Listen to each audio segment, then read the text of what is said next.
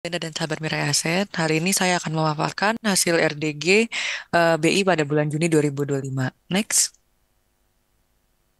Yes, as widely expected ya, sebenarnya Bank Indonesia ini memutuskan untuk menahan suku bunga di level 5,5% dan juga deposit facility rate dan lending facility rate di 4,75% dan juga 6,25%. Dan keputusan ini sebenarnya menunjukkan pendekatan yang cukup berhati-hati namun cukup strategis bagi BI dalam menavigasi ketidakpastian global yang masih cukup tinggi.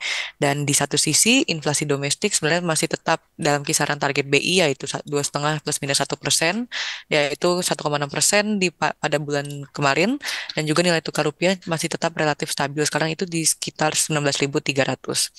Namun di sisi lain masih terdapat beberapa tekanan eksternal seperti belum pastinya arah negosiasi tarif antara Amerika Serikat dan juga sejumlah trade partners lainnya, serta konflik geopolitik yang masih berlangsung di wilayah Timur Tengah ya. Jadi dalam konteks ini BI menilai bahwa menjaga stabilitas makro dan nilai tukar rupiah ini tetap menjadi prioritas utama untuk saat ini, dan mereka juga masih membuka ruang untuk easing yang sifatnya masih selektif dan data dependent. Next. Dan selanjutnya mungkin ada beberapa kondisi eksternal yang turut mempengaruhi arah kebijakan suku bunga Bank Indonesia ya.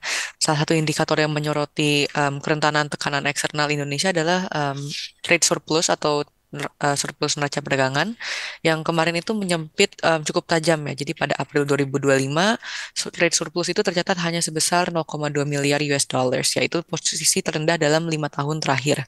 Jadi ini penurunan yang cukup tajam, dan ini hanya disebabkan oleh peningkatan impor, tapi juga karena banyak eksportir yang melakukan front loading ekspor ke Amerika Serikat sebagai respons antisipasi terhadap rencana tarif baru ya. Jadi hal ini menunjukkan bahwa tekanan terhadap trade neraca perdagangan ini masih sangat kuat ya. Mungkin masih akan berlanjut di tengah ketidakpastian global saat ini. Dan namun demikian sebenarnya ada beberapa hal positif. Sebenarnya cadangan devisa kita masih cukup kuat di atas 150 billion US dollars. Terakhir itu di 152,5 billion US dollars, dan ini cukup untuk membiayai 6,4 bulan impor. Dan eh, indikasi lainnya juga rupiah juga cukup stabil dan bahkan menguat tipis secara 0,06% secara month to date hingga pertengahan Juni. Dan ini didukung oleh pasukan atau supply falas dari eh, korporasi secara domestik, serta foreign inflow yang masuk ke SBN yang cukup ample ya di 1,7 miliar US dollars di kuartal kedua 2025 ini. Next.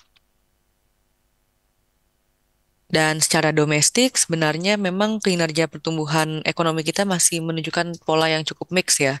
Dan ekspor kita itu sangat terdorong oleh faktor eksternal. Dan sementara dari sisi permintaan domestik, terutama household consumption itu dan investasi swasta, momentumnya masih belum cukup pulih secara merata ya. Jadi untuk itu kita melihat pemerintah juga sudah sudah membantu untuk stimulus fiskal, diantaranya melalui pemberian gaji ke-13 bagi ASN, subsidi transportasi umum, serta penebalan bagi skema bantuan sosial lainnya seperti PKH, BPNT, dan BLT Desa.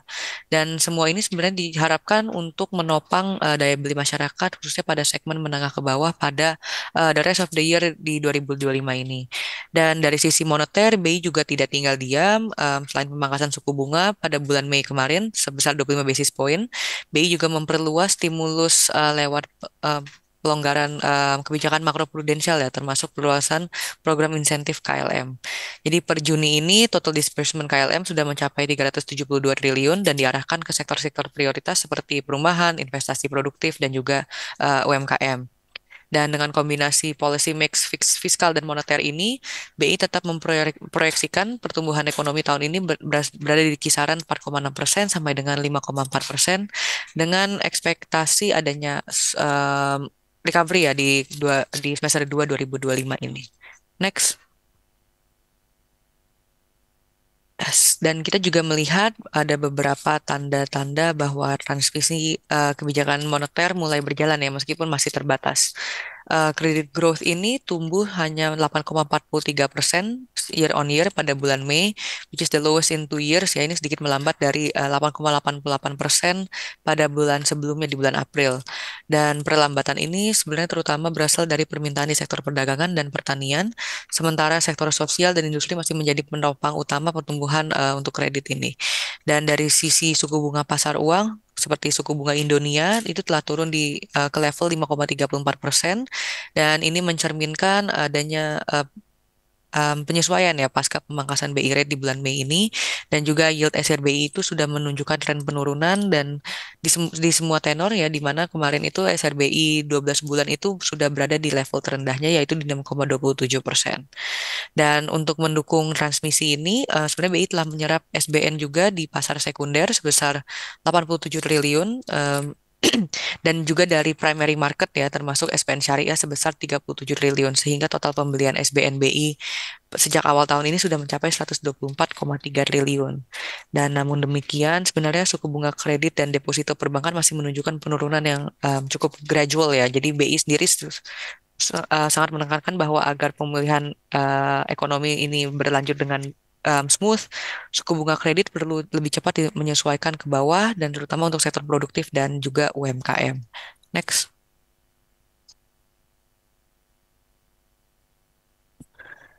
Yes, jadi untuk menutup sesi ini mungkin perlu kita tegaskan bahwa BI sebenarnya menyatakan masih ada ruang untuk pemangkasan suku bunga di tahun ini dan tahun depan ya. Jadi kami juga melihat bahwa mungkin untuk 2025 ini pemangkasan suku bunga terakhir itu ada di bulan Mei 2025 yaitu di bulan lalu.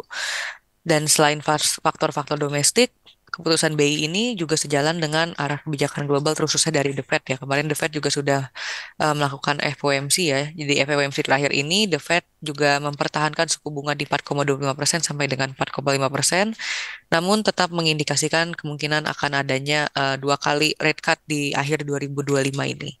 Jadi meskipun adanya arah kebijakan suku bunga ke depan masih mengarah pada easing, sebenarnya Fed juga merevisi pertumbuhan ekonomi Amerika Serikat turun ya. Jadi downward revision ke 1,4% untuk GDP growth dan inflasi juga naik di 3,0%. Jadi ini menunjukkan adanya tekanan stagflasi yang masih cukup relevan di Amerika Serikat. Dan dalam kondisi ini sebenarnya BI juga masih memiliki ruang untuk bersabar ya. Jadi karena penundaan akan rate cut dari The Fed ini juga mengurangi tekanan untuk yield spread antara Indonesia dan Amerika Serikat. Jadi ini memberikan ruang bagi BI untuk fokus menjaga stabilitas nilai tukar rupiah dan menilai efektivitas dari transmisi kebijakan moneter lainnya seperti kebijakan likuiditas makroprudensial. Jadi selain dari itu adanya risiko eksternal yang cukup tinggi, baik dari konflik dari Timur Tengah dan juga um, global trade ya. Jadi maupun penundaan siklus pelonggaran oleh The Fed.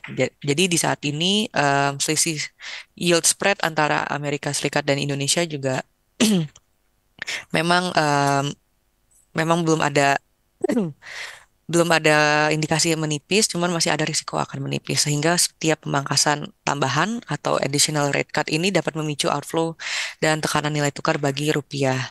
Dan untuk itu, BI nampaknya akan lebih mengandalkan bauran kebijakan non suku bunga seperti penguatan triple intervention dan optimalisasi SRBI, SVBI, dan SUFBI, serta pelonggaran likuiditas makroprudensial. Dan overall sebenarnya BI tetap membuka opsi untuk monetary easing di uh, 2025 dan 2026 jika ada ruang yang masih ample ya. Jadi untuk saat ini fokus utama memang untuk menjaga nilai tukar, stabilitas nilai tukar dan juga stabilitas makro Indonesia. Mungkin sekian dari saya. Terima kasih. Kembali lagi ke Glenda.